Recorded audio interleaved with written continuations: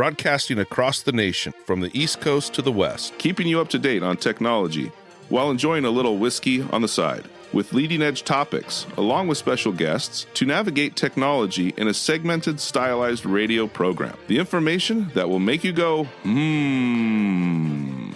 Pull up a seat, raise a glass with our hosts as we spend the next hour talking about technology for the common person.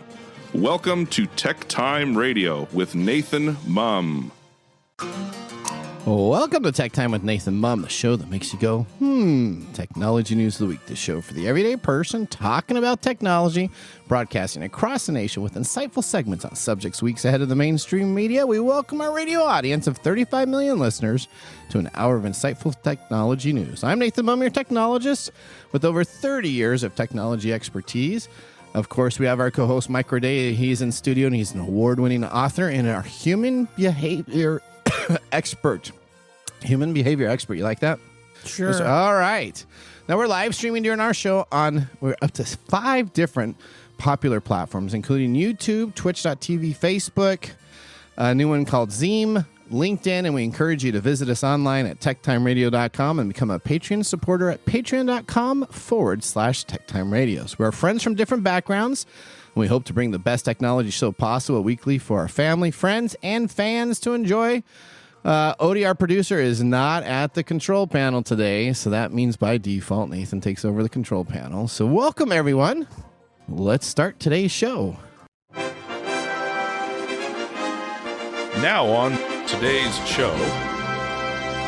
All right, on today's show, of course, we have Nick Espinosa joining the program, so that will give us some good insight of what's going on. And we always have our standard features, including Mike's mesmerizing moment, our technology fail of the week, a possible Nathan Nugget, and, of course, our pick of the day, whiskey tasting, to see if our whiskey pick gets 0, 1, or 2 thumbs up by the end of the show.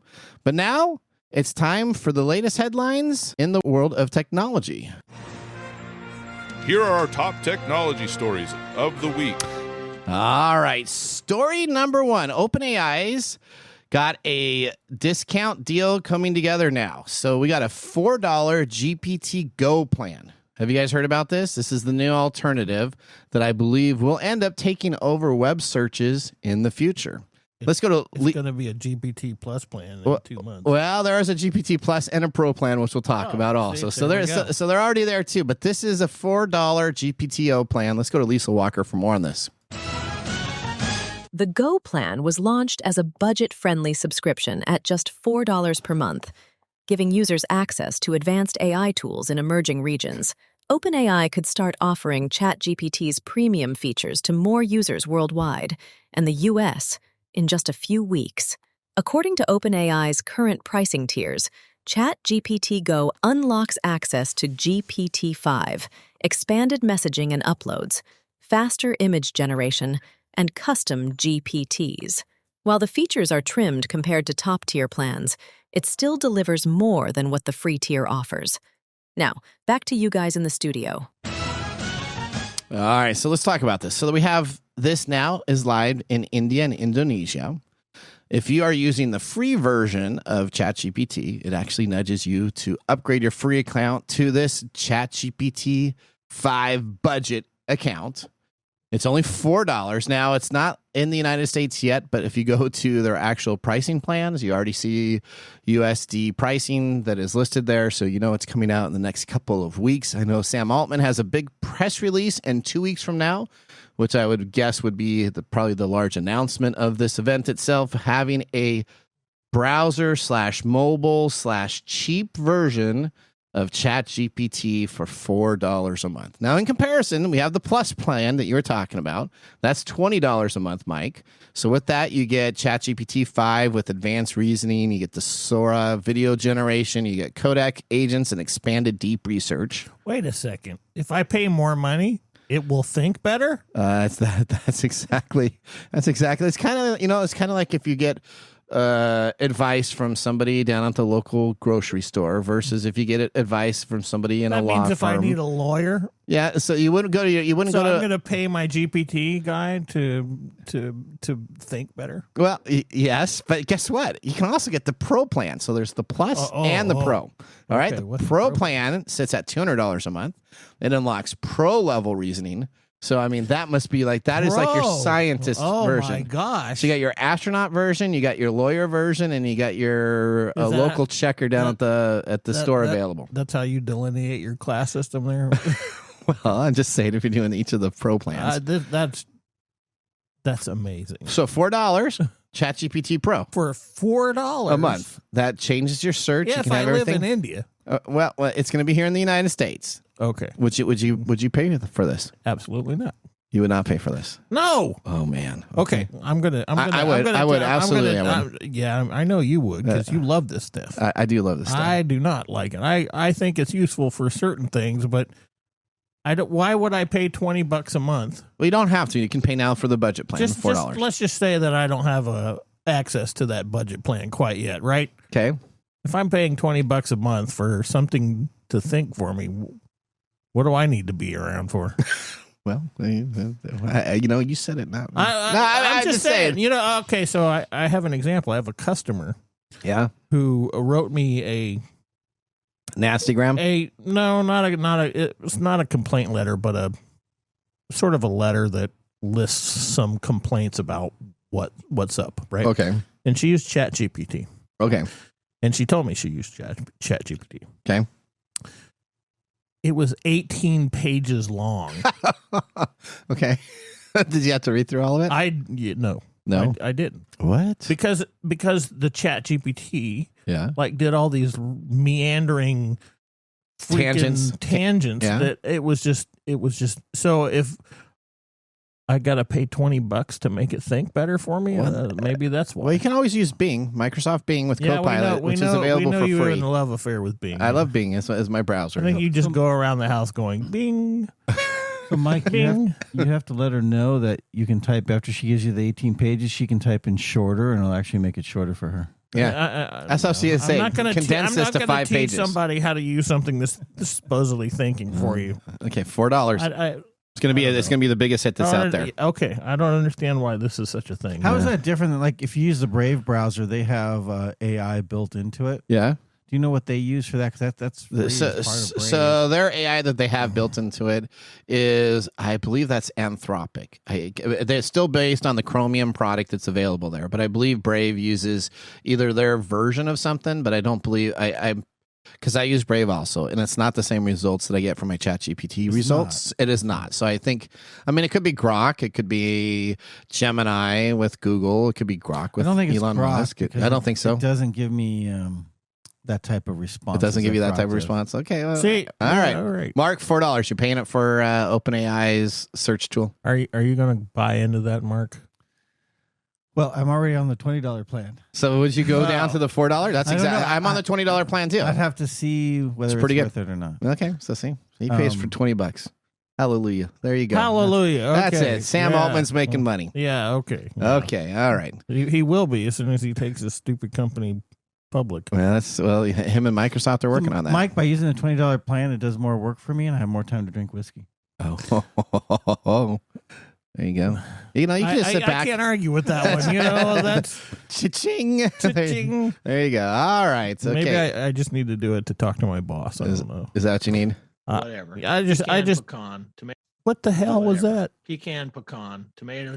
There you go. That's your old clip. See, so I'm at the control panel. I got all your old clips loaded here. I know. Right? No. There you go. There's your own no. All right. Click on phonics. Worked for you. We got that one too. You like that? Phonics worked for you, didn't it? Phonics worked for you, didn't it? There you go. See. What's the next story, Nathan? All right. Next story. Story number 2.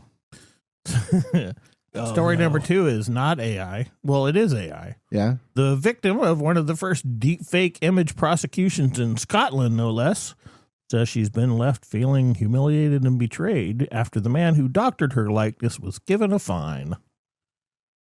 So this person was alerted to deepfake images bearing her face by a friend. Colin Brooks, of 25 from Glasgow, became one of the first to be convicted of using AI technology to create and share deepfake nude images after admitting the offense in court last month. So the woman, Sophie, which is not her real name, told BBC Scotland that crimes using AI should have their own legislation and that penalties should be higher. And the Scottish government responded by saying that it is considering that. we all know that I have a problem with deepfakes, Yep. as we all should. And Is it because your face has been put on one, or because you want your face put on one and it hasn't been done? neither. No. Okay. Neither. I Okay. mean, what's a deepfake, right? It's a fake Deepfake picture. is a digitally manipulated image that replaces person's likenesses with, convincingly with other images, right? So it ranges from not only just still pictures, which is this particular one where somebody took the image of a woman that he knew in high school and plugged in some nudie stuff, all the way to these videos where you see Barack Obama talking about stuff he never did, and even I guess Trump doing it too. You know, just all kinds of stuff. Yeah. So we have this very powerful effect in the human nature where when we see things online or on TV or in print, we have this bias towards believing it. Okay. So this woman said she was horrified after a friend alerted her that her face had been put on two of these images. And then she reported that it was somebody that she knew from high school. And they went to court. And all they got was a fine. So there we go. So they got a fine. So what should be done to correct this? Should the guy be put in jail? Well, in we're talking about UK. Yeah. We're talking, so their laws are a little different. So he admitted to creating the deep fake of naked images of the woman he knew in high school. And the sharing of such images without a person's consent is already a criminal offense in the UK. Okay. And so why didn't it fall under that? I maybe we should ask ChatGPT because I don't know. I don't know either. I don't know. I think it's because it's AI generated. So he's saying that he didn't create it. When I was looking a little bit in this, he didn't create it. The AI created it. So it became this kind of this But vague. he instructed it to use her image. He's partly. Yeah? He's fully responsible for that. Yeah, he's fully responsible. The AI computer did not just go out and grab a picture and say, we're going to throw this face on a naked person. And there you go. So you're absolutely right. But it's like if I took Mike's face, put on Fabio with the long blonde hair. Oh, you need to put him on the Russian. Actually, I wouldn't. Putin. You want to be Putin on the horseback. Putin on the horseback. That would upset me. It's not like ChatGPT would have done that on its own. I'm the one that orchestrated that, so I would be responsible. Yeah. Yeah. Well. So what happens when you see ads? Because I every once in a while I'm cruising around on the internet. You see ads and they come on up with deep fakes and put somebody's picture here, and you can add them to anything. Right. So if I put that picture in there, I mean, I use Jib Jab, right? Jib Jab is kind of the very first funny little cartoons that you can do. Your mouth talks. It's kind of like South Park, old school type of deal. And I put people's pictures on there. Does that mean that you need to give consent to that? I sent those out at Christmas time with normally people from my company that I'm working with. They're kind of funny. I mean, so it's kind of this gray area. Well, it is a gray area because we aren't. That's what we're talking about exactly. Yeah. We're talking about consent and non-consent. Okay. And something like this is non-consensual. Yeah. And potentially damaging. Okay. So, is it a gray area? Because you can do that for your own pleasure to look, but if you start sending that out, I think that's the big difference, right? I think that's as soon as you start sharing it out. I mean, if you did it on your own privacy, I don't. It's essentially the same. Okay. Right. So if I created a deep fake of you, in a compromising, don't wiggle your eyebrows at me, buddy. Okay. If I did that, if I put you on Putin on a horse and then I started sharing it with just at least with me friends, that's exactly the same thing. Okay. Right? You can use my image anytime you like. No, I'm not going to. Okay. All right. Oh, it's the last person I would deepfake would be you. Wow. Okay. Well, let's go to story number 3. That's why we're on the radio. That's right. Google nukes. Yeah, we have a. But we do have a live stream. For radios. That's right. Google nukes 224 Android malware apps behind a massive ad fraud campaign. We're going to be talking about ads a lot. You guys know that I hate ads, right? I hate ads. I'm playing for the NFL Red Zone, and I get ads during my NFL Red Zone. My word! This is just okay. Not until this 1, happened. 1,000, 2, 1,000, 3. My psychologist says that I need to count backwards from. Okay, all right. Massive Android ad fraud operation dubbed as Slop Ads was distributed over 224 malicious applications on the Google Play Store, which generated $2.3 billion ad requests per day. The ad fraud campaign was discovered by Humans Satora's threat intelligence team, which reported that the apps were downloaded over 38 million times and employed malicious behavior from Google and security tools. Now, the campaign was interesting because it did hit the United States with 30% of the people of the 2.3 billion requests, 10% on India, 7% on Brazil. So it was actually not targeted specifically just at the United States, but a broad swoop of information. Now, the slop ads originally thought very, intelligently on how they did this. Because if you actually take a look at these apps and you download them from the Play Store, none of these apps are compromised. So if you go and you find the app and you see it in the Google Play, it meets all the standard that Google has.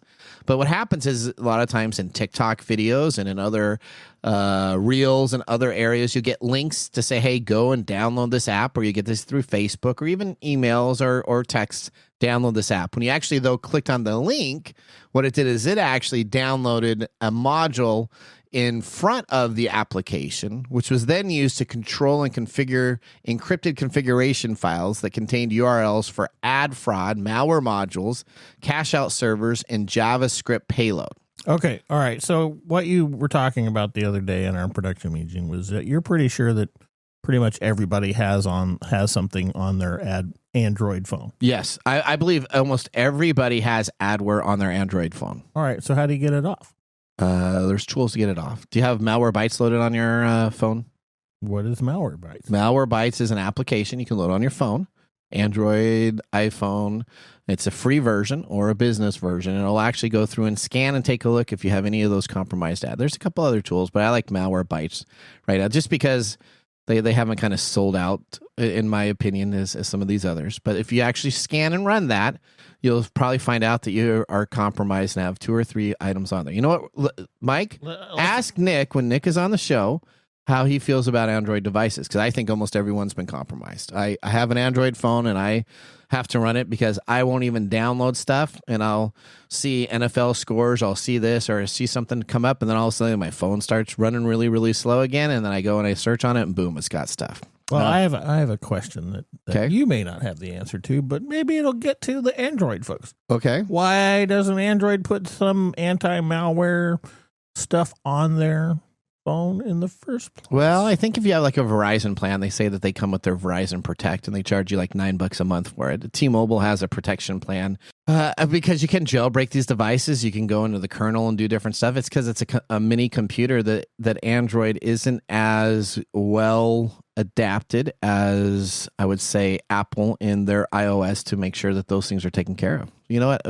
Let's ask Nick that. I don't know Okay, if Mike. it's well adapted versus iPhone is more closed architecture. Okay. Okay. All right. So I just looked at Malwarebytes. Yeah. You have to do a free subscription for 7 days. Yes, you do. Yes, you do. Is there anyone that works that you don't have to? That's the only one I would try. There's ones that you don't have to pay for, Mike, but they have malware in them. Yeah, they have malware in them. You can download a free VPN a service anytime you want. All right. Well, that ends our top technology stories of the week. When we return, we have Nick Espinosa from Security Fanatics. He's going to be joining the show. We're going to ask him that Android question, and he's going to expose some scams in advertising. You'll find that out next. You're listening to Tech Time with Nathan Mumm. We'll be right back after this commercial break. Looking for custom glass solutions for your next commercial project? Hartung Glass Industries is your trusted partner in custom glass fabrication. For over 100 years, Hartung has delivered proven manufacturing expertise, comprehensive product offerings, and dependable service and quality.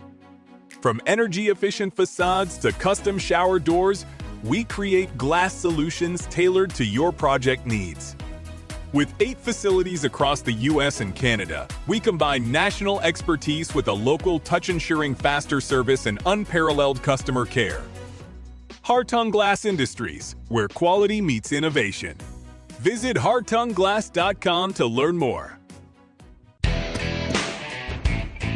All right, welcome back to Tech Time with Nathan Mumm. Our weekly show covers the top technology subjects without any political agenda. We do it by verifying the facts with a little sense of humor, and of course, with a little whiskey on the side. Now, Mark Gregoire, I'm so glad to see you back in the studio. Hey, buddy. All right, it's been a while. I didn't know if it was my bad BO that was causing you to drift away or other things, but I'm glad you're back. Acknowledge the BO, dude. Well, you know, all nerdy No, people 'cause then normally you'll have a stop little bit. hugging me. That's right. Okay. Okay. I'm sorry. I didn't mean to get into the really super personal stuff. Our little bromance. All right, Mark, Hey, what do we have? What have you chosen for us today? Today we're drinking Baker's Bourbon 13-year-old limited edition single barrel. This is the 2025 release. Okay. Now, from Beam's website, this extra age expression explores how time and location in the warehouse drives distinction from barrel to barrel. While the notes of every barrel of Baker's offers a unique tasting journey, you can expect a few defining characteristics. Fruit, vanilla, and caramel on the nose, medium-bodied and flavors of oak, toasted nuts with vanilla and fruity notes, with a finish that is robust, medium-long, and warmly rounded. Oh, Very nice. Now, for those whiskey nerds out there, this particular barrel is 0002782213. So if you have that number, you're drinking the same barrel as us. oh. How many barrels do you think are out there? I have no idea. Okay, so there's like one big large vat, because I know I have a friend that does wine. Each barrel, depending on the yield, probably gives about 200 bottles, let's say, on average. Yeah, I was going to say that. If they have 15,000 bottles across the U.S., you do the math. Okay, all right. Okay, All right. Okay, So I scanned my phone with malware bites. yeah. How many threats do you think I have? Well, you're very excited about this, so it must be 0. It is 0. Okay, all right. Well, 0 threats detected. Okay. Well, good job. So we'll have to take a look at what Nick comes on next to do that. How about the whiskey? What is your taste on the whiskey there? 0 threats. On the whiskey also? Yes. Okay. 0 threats. Well, he doesn't know about the whiskey yet. So let me tell you, Mike, so you can be more excited. This is from Beam Centauri. Mm-hmm. It's from the Jim Beam Distillery in Claremont, Kentucky. It's a straight bourbon, aged 13 years old. It's 107 proof. The mash bill is 77% corn, 13% rye, and 10% malted barley. And this bottle MSRP is around $150. Very nice. Because they give you a beautiful cork. Look at that cork. That's a Nathan That's cork. a cork. That's a Nathan cork. That is a cork. I liked it from the very first sip. And it's got a lingering little taste. I like it a lot. All right. Yeah, that's called a finish, buddy. Is that Now, finished? don't forget to like and subscribe and give us tips. You like how I threw that in there? I for said you? give tips. Yeah, give yeah, tips. give I tips. like that. Yeah. Tip us now, because that way we can put 25K I of it. listened to last Did week. you That's listen right. to the show Even though I last wasn't week? here, I listened to your show. Yeah. Yes. Give us Now- tips. Now drink responsibly. Heaven can wait. All right. Thank you so much, Mark. I love seeing you back in this. What if it can't wait? Heaven can wait? What if heaven can't wait? I think you can wait. All right. Well, with our whiskey tasting completed, let's move on to our feature segment. Today, our technology expert, Nick Espinosa, is joining the show. Nick is an expert in cybersecurity and network infrastructure. He's consulted with clients ranging from small business to the Fortune 100 level. In 1998, at the age of 19, Nick founded Windy City Networks, which he later acquired in 2015, which was acquired in 2015. He then created Security Fanatics, where he serves as the chief security fanatic today. Let's get ready to start our next segment. Welcome to the segment we call Ask the Experts, with our TechTime Radio expert, Nick Espinosa. All right, Nick, welcome back to the show. Tell everybody a little bit about yourself. Yeah. Nick Espinosa, Chief Security Fanatic of Security Fanatics. Hi, Nick. Hey guys, how you doing? And always happy to be here. Always happy to hang out. Are you drinking anything today, Nick? No, just nursing a headache. Oh, there's a headache. Unfortunately, not this morning. It's the seasons. What are you gonna do? All right, Nick. Let's ask you the Android question. Do you think most Android phones are compromised? So the Android question, I think, is actually a really interesting one in the sense that Android can be both super secure, way more secure than an iPhone, and it can be way less secure than an Apple iPhone as well. And it really depends on the maker, the junk they load on it, and also the user, if they know what tools, technologies to put on, if they're using basically like a hardening guide. So we use actually what is something called a STIG, or Security Technical Implementation Guide, that is put out by the Department of Defense. And they have one for Samsung Android, Google Android, Motorola Android, et cetera, even iPhones. And it is a really good checklist to go down and really start hardening a lot of the different settings and controls that you have in a mobile phone. Because to your point, it is just a computer, right? It just happens to be in your pocket, and you happen to be able to make phone calls with it too. So no, I don't have any malware, for the record. I also do not use Malwarebytes. I use Bitdefender, and they are in the top 3 consistently on AV Tests, which is out of Germany, that test these things pretty much monthly for antiviral solutions, specifically for Android.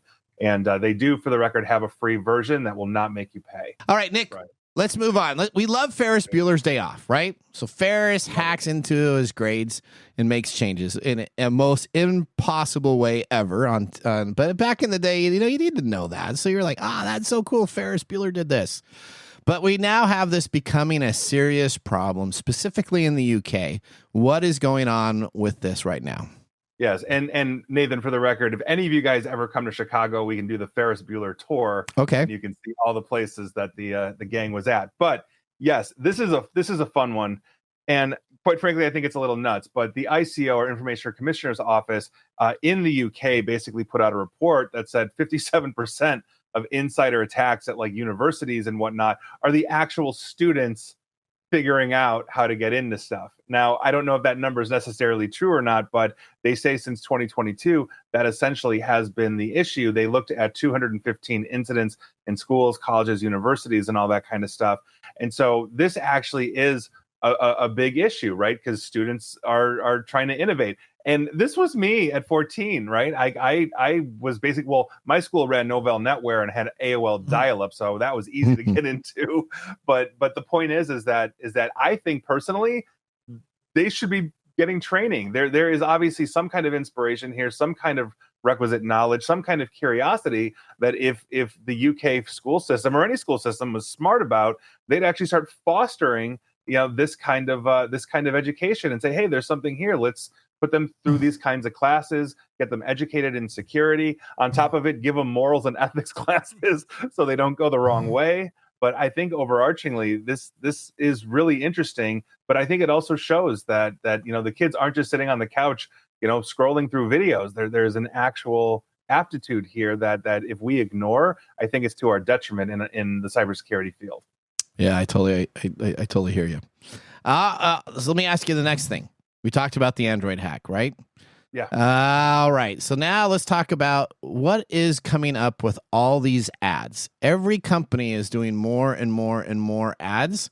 What can we do to figure out a way that we don't have all of these ads that are available and what's going on? Throw your phone away. So I literally just did a video the other day basically stating we're never going to get rid of ads. We were never going to get it. They are trying to monetize absolutely everything. Even I promise you, Mark Zuckerberg's new glasses and all that kind of stuff. We're going to be talking about that on our technology fail. What a perfect fail online, right? Yeah. Okay, I didn't want to I blew it, I guess. Sorry, but keep on telling us more ads. No, it's all right. But yeah, I mean, so if you look at it, we have ads coming in Windows 11 now. A Windows 11, an operating system. Yeah. So explain this to me. So I pay for Windows 11, right? Well, what's really interesting is I don't have to pay for Windows 11 because Windows 10 is going to be around now for another 3 years with security updates. And then after that, it'll be around for another 3 years because they've made promises to people that it was the last operating system, which they're in trouble with. But if you do upgrade to Windows 11, I pay for that operating system to upgrade. I pay to have that running on my system. You're telling me I'm going to get ads in this? Yeah, so here's the interesting part about this. So if you have a Microsoft 365 subscription with Windows 11 and they really, really want you to have that, right? Essentially, as it starts to end, right? You're coming up to that period, you may start seeing full screen ads in Windows 11. And so this is essentially what happened on September 12th, like this past Friday, like a week ago. Microsoft basically released a preview build. These are the builds that journalists get, that IT teams get, that developers get, so we can kind of see what's coming in Windows. And it contains something called a Scoob, which is a second chance out-of-box experience.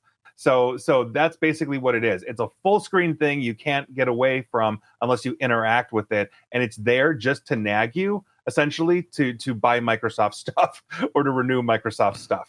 So I actually have that on my Office 365 I think we're account. going to see a lot of lawsuits coming down the.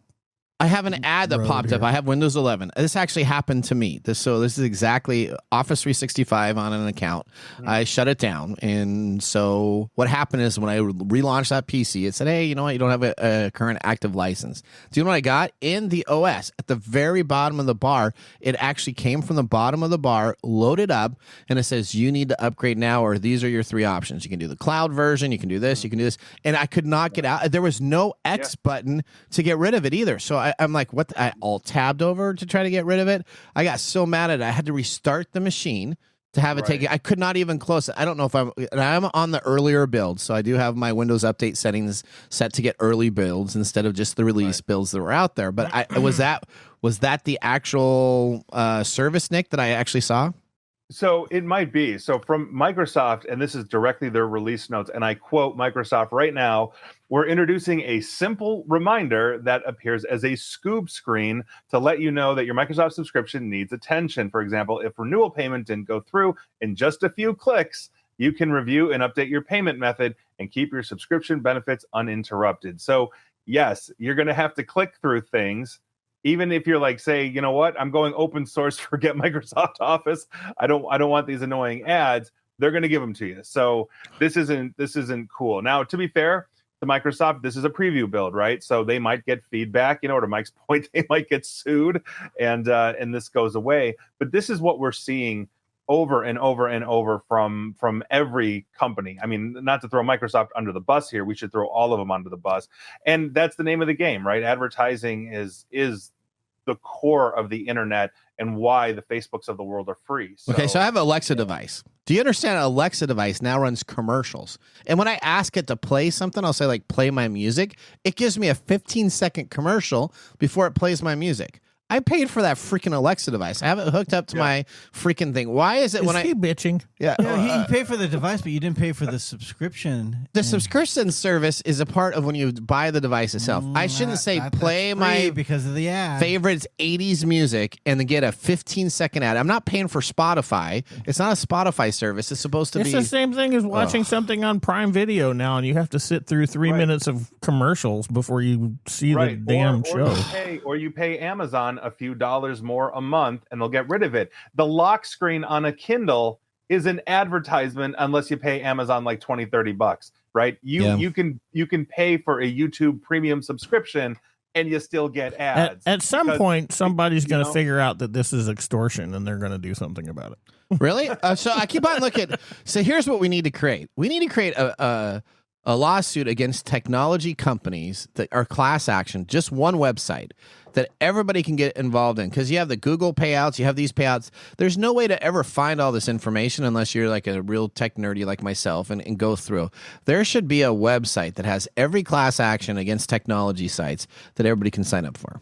Sure. All the technology companies would actually like that. Would they? I don't think they really prefer to run ads. They're doing that because they offer it for free because Americans don't want to pay additional costs. If you pass that law, then they have the right, and everybody starts doing the plus model to charge you, and then you're going to get everybody complaining. Because if they charge now, you're going to move to a different platform. But I think Nathan's right. I mean, one of my many day jobs is I occasionally lecture at law schools like Loyola Law School down in Chicago, and got into a really interesting debate about this, that when you have essentially a legal system like today's Congress that can't even vote on what to have for lunch, class action lawsuits are one of those ways that actually shape and craft law, because all the other companies, like if we sue Microsoft for this, Google then sees it and says, oh, we shouldn't do that either, right? So So there is guidance for that, in due to class action lawsuits. Now that said, if we have $1 billion class action lawsuit, we're getting $30 and our lawyers are getting 500 million. Yeah. Right, so I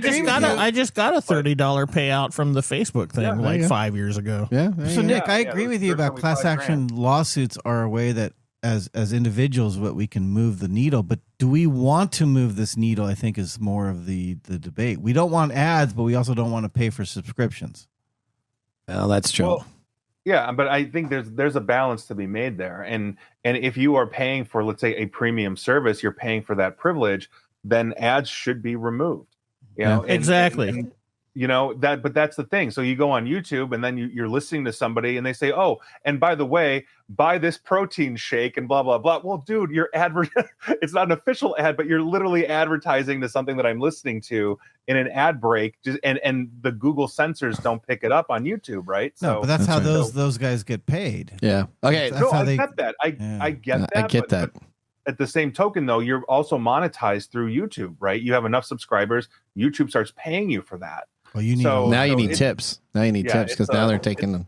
There's a balance there somewhere. We just everybody's suing everybody. I mean, we live in the United States. That's right. All right. The last thing. So we're not going to get to our very last question, which would have been, we're going to have to come back and we'll do that as a teaser for next time you're on. But let's talk about Samsung. Okay. So we just picked on somebody else. Why are you bagging on Samsung? Well, you know what, Nick? Tell me, what is Samsung deciding to do specifically with ads? Yeah. So that video I put out on YouTube, and please subscribe. I need the money. No. Okay.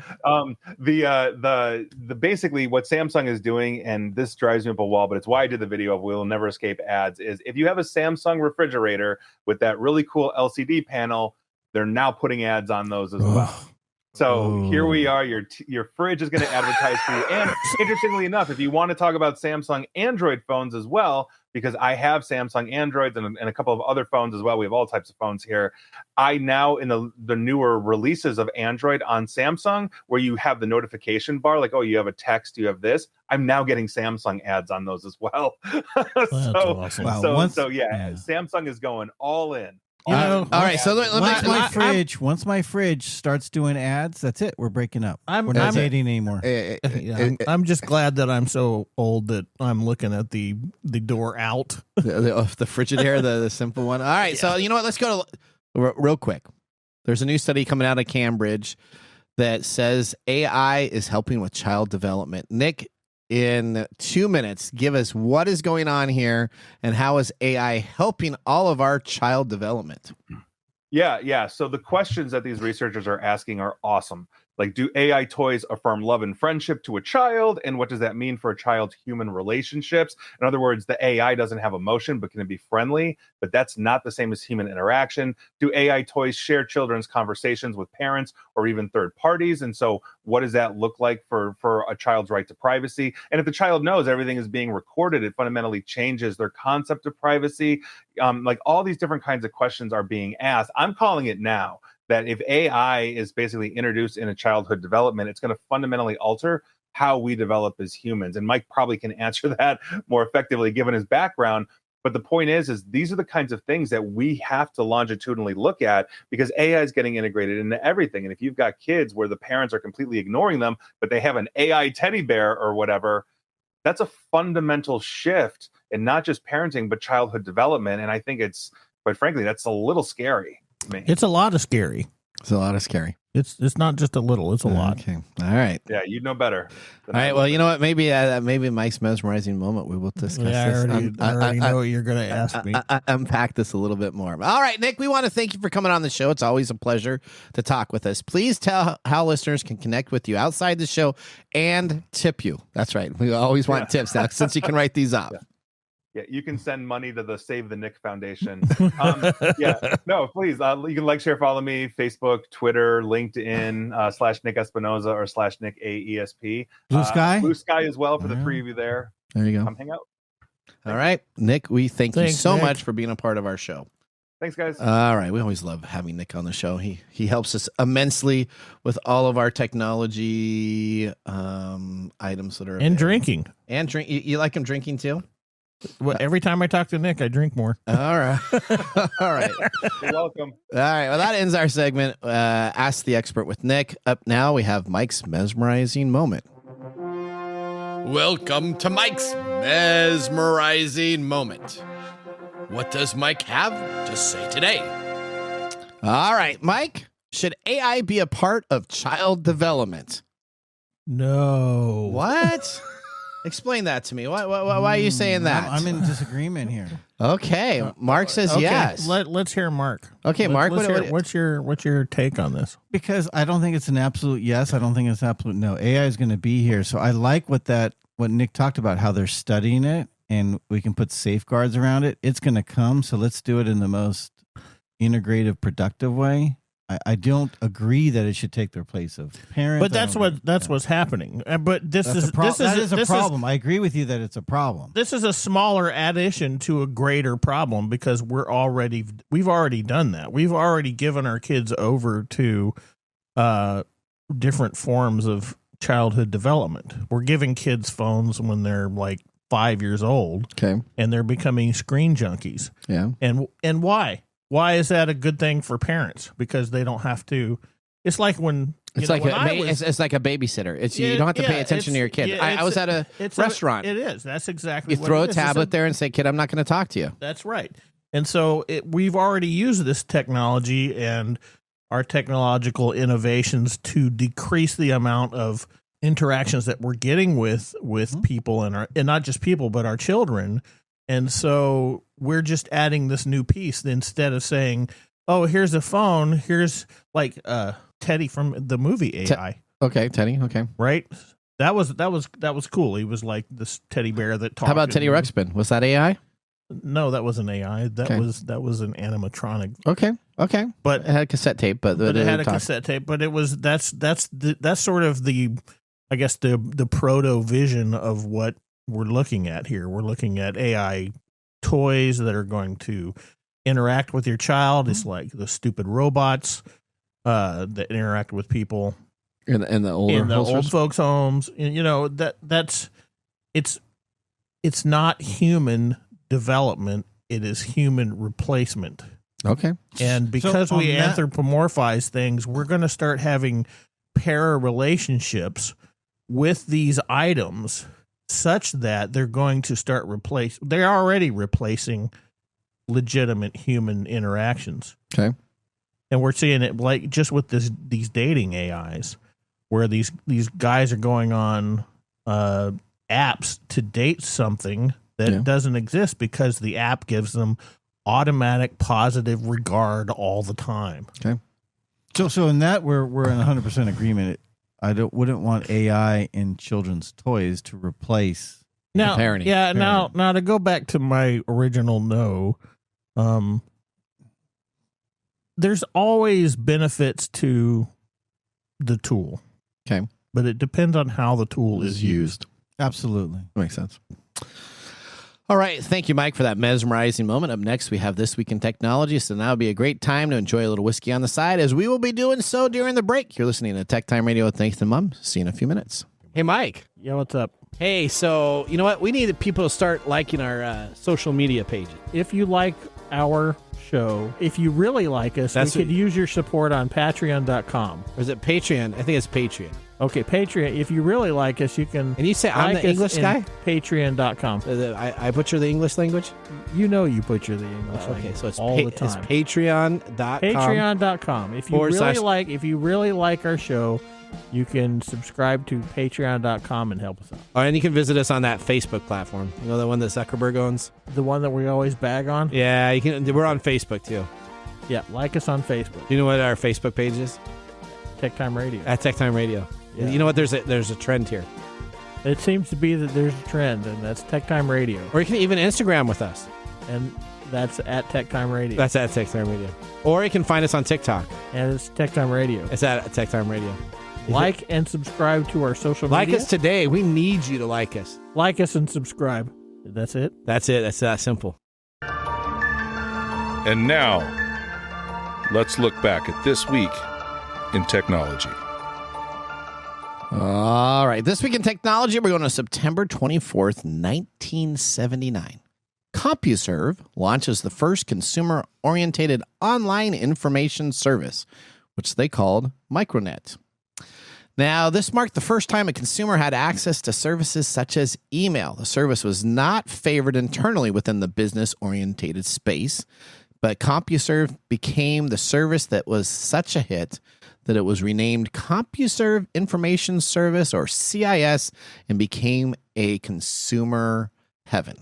By the mid-1980s, CompuServe was the largest consumer information service in the world, and half of the revenue came from CIS. In 1989, though, CompuServe connected its proprietary email system to this thing called the Internet, and then email took off, making it the first commercial Internet service available to send email. However, CompuServe did not compete well with this other company called America Online, or independent Internet service providers that were all across the world in the 1990s, and it soon lost its dominant market position.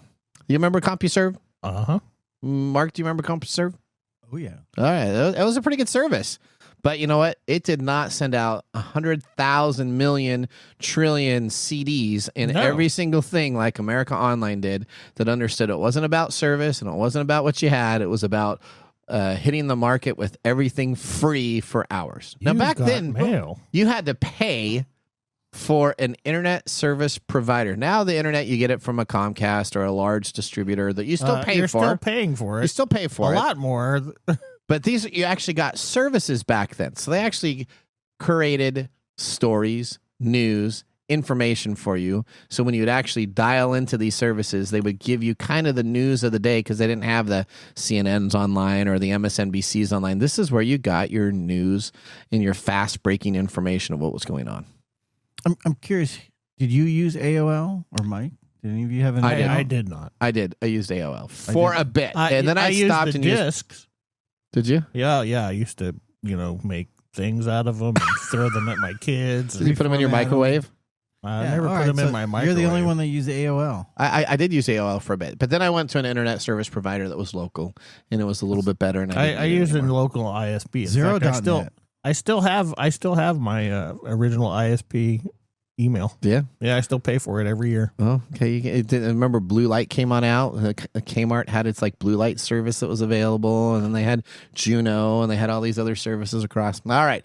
Well, that was This Week in Technology. We could spend 7 hours talking about what it used to be back in the olden days. But if you want to see some Tech Time history, you can visit us online at techtimeradio.com and watch our older podcast video and blog information. We're going to take a commercial break. When we return, we have our Mark Mumble Whiskey Review. See you after this. How to See a Man About a Dog. It combines darkly comic short stories, powerful poems, and pulp fiction prose to create a heartbreaking and hilarious journey readers will not soon forget. Read How to See a Man About a Dog, collected writings, for free with Kindle Unlimited. Ebook available on Kindle, print copies available on Amazon The Bookpository, and more.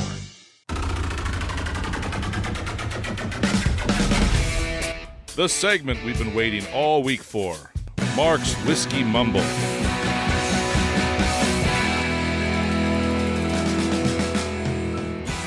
All right. I'm excited. All right. So am I. What do we got? December 23rd. So Mike made a nice comment last week that I listened to where he said, when I tie in the whiskey to the day, that I'm very innovative about it, unlike Nathan's pairing. So I appreciate that. Oh, wow.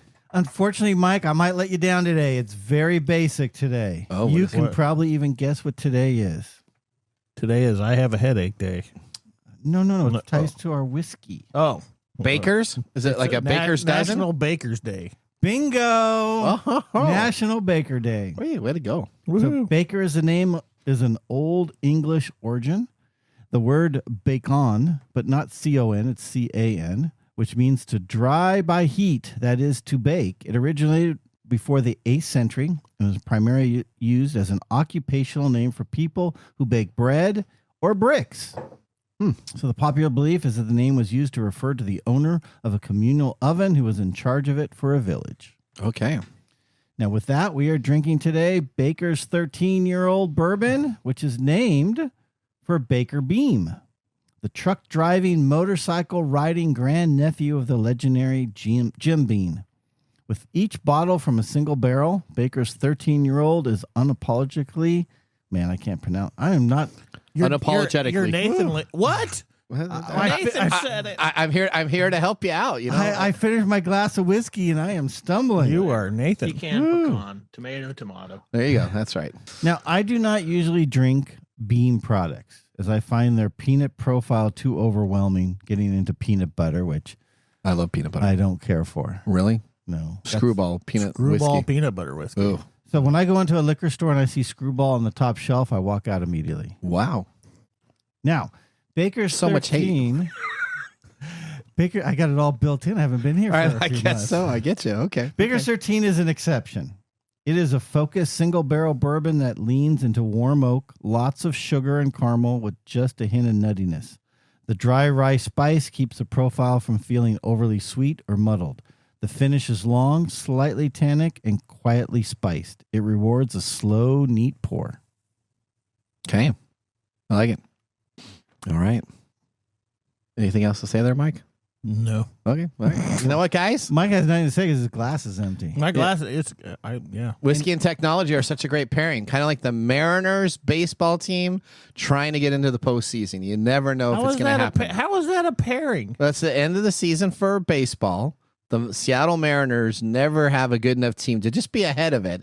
They always have to come into the last 2, 3, 4 games and try to win it at the last series. I think this is you trying to be innovative. This is just me saying what whiskey and technology are like a great pairing. It's like copy and paste. Is it okay? There you go. You love that one. You love that. You know, that's an easy. I can't pairing. say that every week. Otherwise, that would be okay. but you don't have to go way into Mariners trying to get into the blah blah. All right, let's move on to our technology fail of the week. Congratulations. You're a failure. Oh, I failed. Did I? Yes. Did I? Yes. All right, technology fail is coming from your buddy Mark Zuckerberg. Yes, His AI glasses live demo failed spectacular at a major tech event. Not only did the first demo fail, but his follow-up demo after he said, okay, this isn't going to work, we're going to go to our second demo, that one failed also. So he was like 0 for 2. And if you're a baseball player in the Mariners, 0 for 2 is normally what happens after the first 2 pitches you get. Tech experts say that AI was clearly confused and jumped around due to thousands of Wi-Fi simultaneous connections that were happening at this tech demo. Now, Zuckerberg's AI glasses demo failed at the Meta event that they said was going to be packed with AI information. Now, the Connect 2025 keynote was absolutely hilarious, and you need to go watch the video. Connect 2025 keynote. See Zuckerberg on stage going, well, it should be doing this. It shouldn't be doing this. It should be doing this. The device that they were trying to show was the Meta Ray-Ban display priced at $799, is pitched as the breakthrough in wearable AI technology, except for if you have a lot of internet connections that are trying to connect to it. I guess you don't want to do that. It was a breakthrough. Yeah, well, guess what?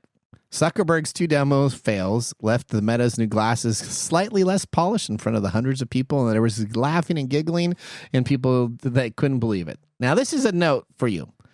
If you notice, Apple no longer does live presentations at their keynotes. They'll have Tim Cook come on out and talk for 30 seconds or so. Then he goes behind the stage and you watch a pre-made video so they have total control over it and you can see what happens. Yeah. Note to self.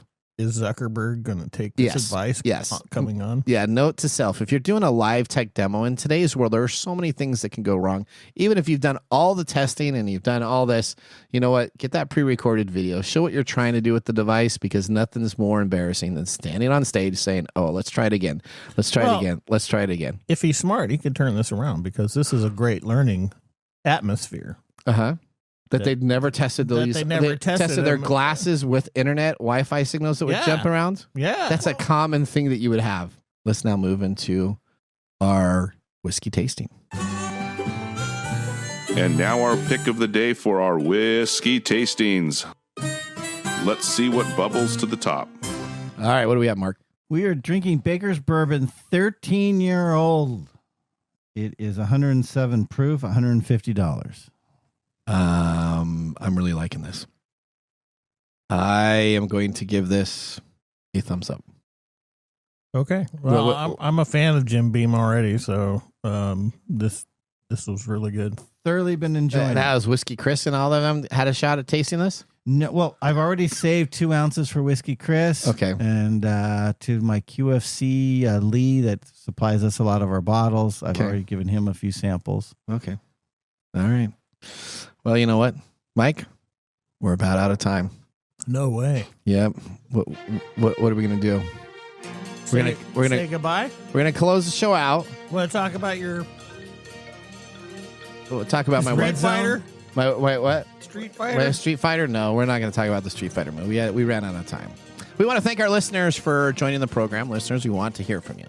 So visit us at techtimeradio.com and click on Be a Caller and ask us a question so that we can stay up to date on your technology question needs.